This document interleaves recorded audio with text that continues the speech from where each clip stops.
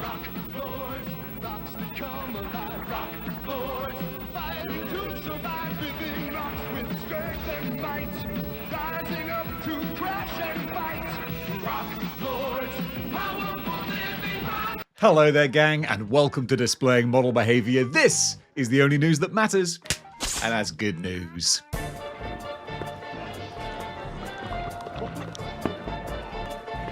I'm terrible. I'm the worst. I will admit it. I am just a sucker for classic Star Wars nostalgia. So when I saw this vintage 4-pack, I couldn't help but get a little bit of a buzz in the old tum-tum, thinking about these characters and seeing them for the first time as a kid, watching this on ITV around about Christmas time. There is so much joyous nostalgia with these action figures. And then you see the price and it's like, oh wait, you all come crashing back down to reality. Everything is monetized. But if we just want to look at the pure whimsy of these wonderful Star Wars characters in their vintage form, I do have a lot of love for this. The 4 characters, all of which, for me, are nameless. Yes, they have names. I will probably put them in the description box down below. But can I recall them? No, not at all. It's just Werewolf Guy, Devil Guy, weird gas mask dude who was always very mysterious to me. I'm like, what is that dude's deal? Is that part of his face? Does he have to wear it? Why does he have to wear it? No one else does. And then there's Mustache Wookie. I mustache you a question, but I'll shave it for later. This was always a funny one. Yeah. Mustache Wookie never really did anything besides just enjoying a little tankard.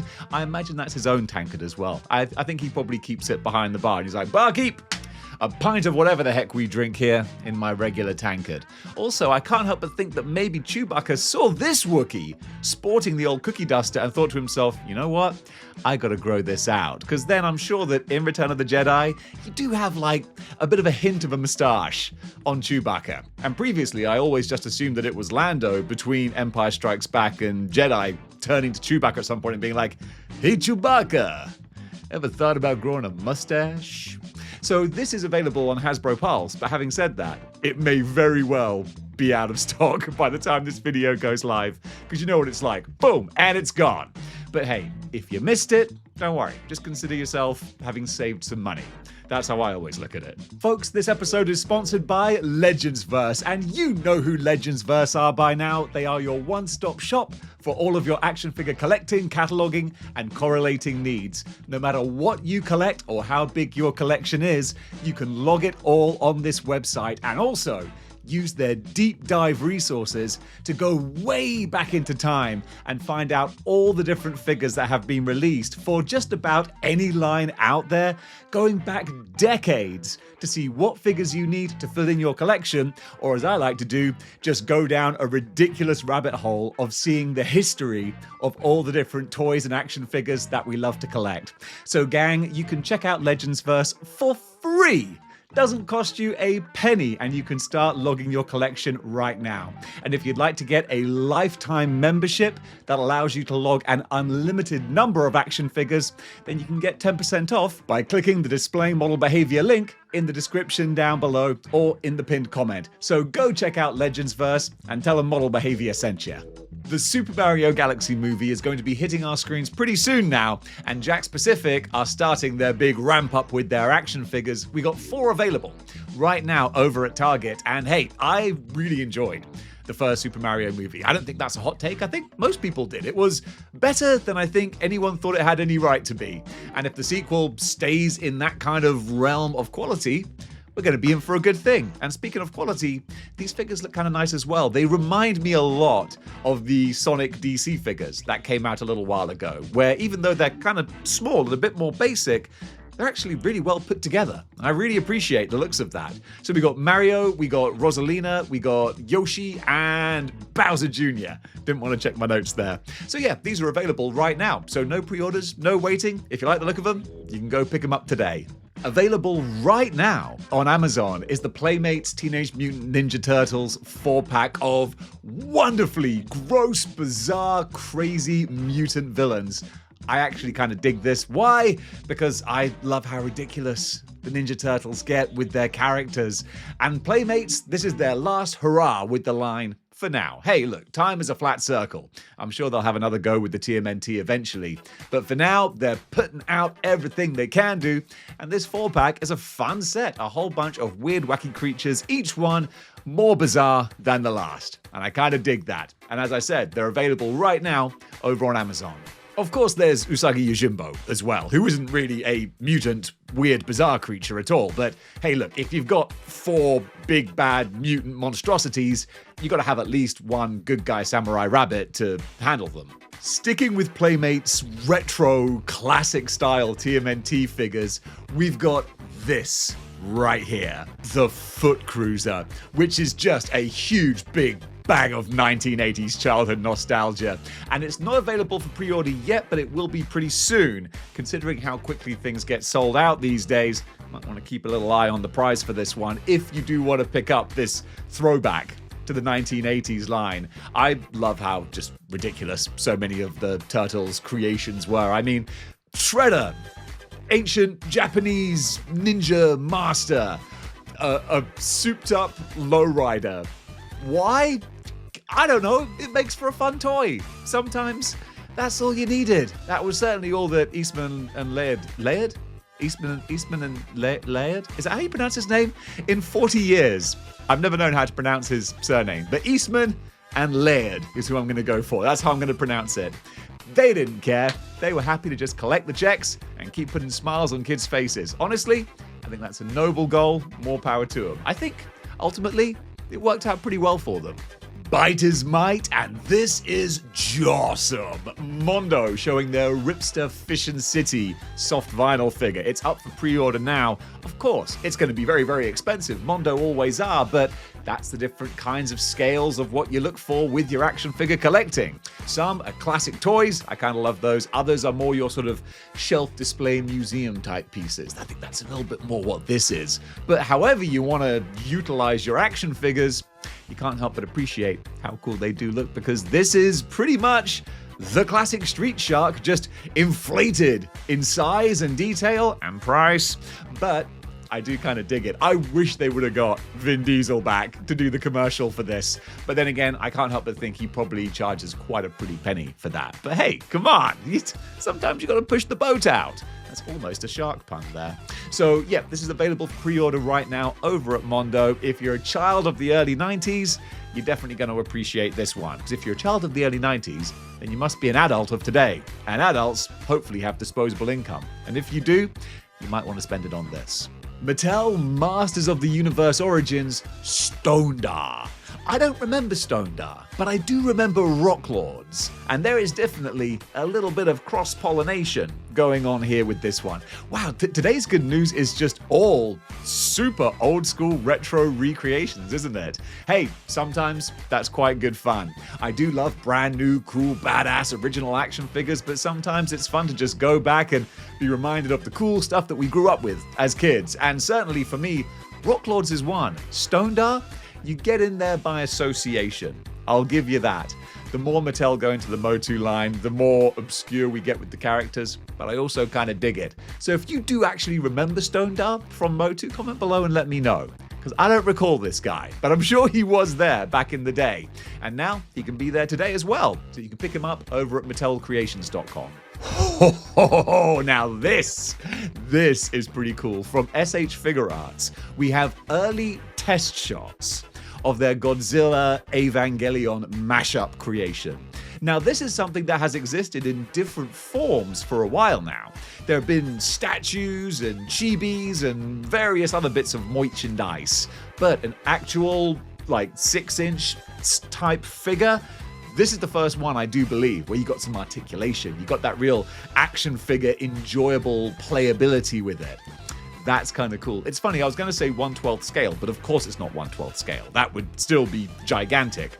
But you know what I mean, 6-inch, or however big this ultimately is. I imagine he'll be quite a chonky boy. There's nothing in the pictures to give too much of a sense of scale to it. But speaking of scale, a Godzilla Evangelion mashup? Yeah, that's brilliantly monstrous, kind of horrible, but also kind of wicked.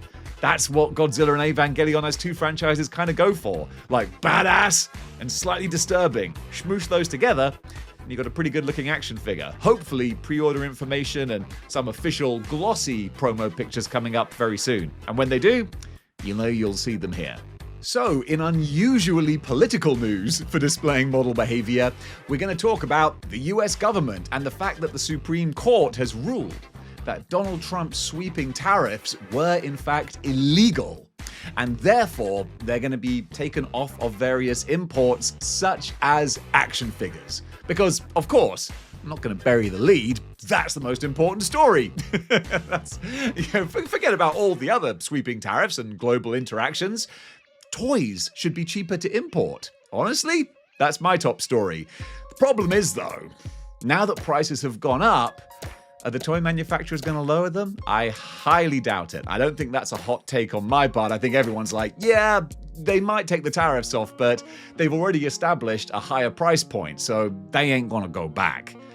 Time will tell on that one, because I do know that a lot of people, myself included, have stopped buying certain figures, or as many, because the prices have gone up and we can't justify it. So really, it's all a case of supply and demand, and the manufacturers are going to have to look at these, their sales and decide, hey, look, we could charge these higher prices and some people will pay them, but not enough people to justify it. So maybe they'll decide to lower them. Who knows? We can keep our fingers crossed, but at the moment, I'll temper my happiness at these tariffs being ruled as illegal. It could be a whole thing. But toys might be cheaper to import. And ultimately, that's the top story. Kraken Studios have done a little photo showcase of their upcoming Negan figure, which is going to be released hopefully around late springtime. And they've done some tweaks to the face sculpt to answer some criticisms that the original one had. And I think they should be pretty well answered, because this looks pretty darn impressive. Is it Jeffrey Dean Morgan? That's the name of the actor, isn't it? I'll fact check myself on that one, but I think the likeness is just about spot on. Also, I love that he has the mask head as well, with like the human skin. Blah! Looks very, very cool. Soft goods jacket, everything else, a nice set right there. So this is not up for pre-order yet, I don't think. I'm going to double check that. Don't worry. The notes will be below me, hopefully. And yeah, if you're a Walking Dead fan, and I know there are still a lot of people who are Walking Dead fans, it's kind of fallen off the cultural radar, but it's still there, and a lot of people are still watching it. And very soon, a lot of people might own this action figure too.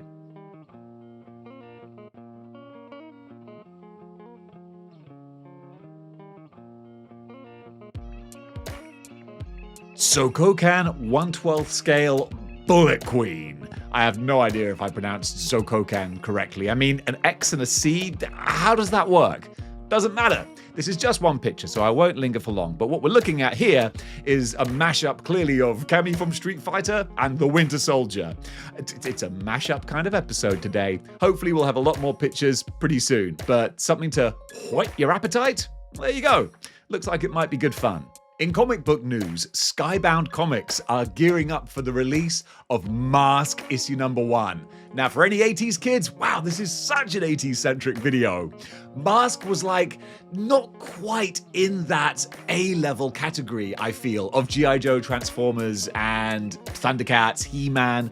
It was always like that little rung lower, but that wasn't a sign of quality. It was just, there's only so much room at the top, but there's still a huge amount of nostalgia for Mask. And what is cool about the Skybound Comics line is that it is a shared universe. So we have Transformers, we have G.I. Joe. It's all in the same world, but they've shown a lot of restraint at keeping the franchises separate and only having little interactions here and there. But as of today, they are actually building up for their first big inter-company crossover, or inter-comic crossover. So now that we're throwing Mask into the mix as well, it's going to be a whole lot of fun with that. And from what I understand, Mask is a Hasbro property as well. So maybe some more integrations could be coming along in toy form also. That could be kind of badass. I know that obviously we have loyal subjects making Mask figures, and maybe the rights are a little bit all over the place. But the possibility of potential Mask G.I. Joe crossovers with some Transformers in there too? Yeah, it might just be speculation, but I'm willing it into existence. And speaking of fun comic book mashups, DC will be launching their second go-around with DC X Sonic the Hedgehog. This is going to be launching in May, and I was really surprised at just how big the original crossover was. I was selling comics and whatnot at the time, and people were going nuts for the DC Sonic stuff, which was great and very lucrative for a small window of time. And now, because of that, they're going to be doing it again. And once again, I love seeing crazy, ridiculous mashups. Lex Luthor and Dr. Robotnik? Yes, please. That's super fun. Shadow the Hedgehog and Batman? Two great tastes that taste great together, just like peanut butter and jelly. So come May, I think I might pick up a few of these issues, because the big 90s kid in me, I got a lot of love for Sonic. Smooshing them with DC, that's a match made in heaven. A quick little bit of movie news. Sony Studios are moving forward with a Venom animated movie. This doesn't fill me with any particular joy because it's Sony Venom. But hey, maybe an animated movie might be a brand new start. You might think that, but apparently Tom Hardy is connected with the movie as well. So that bears more of a chance of it being Venom universe-centric, which is not a good thing. And no one can convince me otherwise. I don't know if there are any Sony Venom defenders out there, but come on, lads. Seriously. But hey, I will always hold out a little glimmer of hope. So maybe in a couple of years' time, because these things always take forever, in a couple of years' time, when an animated Venom movie does hit, and it's awesome, you can all tell me that I was wrong to be so worried about it. In the meantime, though, I'll reserve expectations. Today on Artist Alley, a big shout out to Filippo Curzi over on Instagram, doing amazing work. Go give him a follow. And today's cosplay cover artist is Caterpillar Cos, brightening up Instagram with some amazing photo sets. Go give her a follow. And folks, that does it for Good News for today. Thank you so much for watching. What did you think about the items covered? Comment below and let me know. And if you'd like to help support this channel, then you can do by giving an old thumbs up there. If you want to go one step beyond, you could become a channel member so you can take part in the near daily live streams that I do with all the channel members, where we talk about action figures, video games, movies, comic books, pro wrestling, and all points in between. So folks, thank you so much for supporting the show. And until next time, keep displaying model behavior.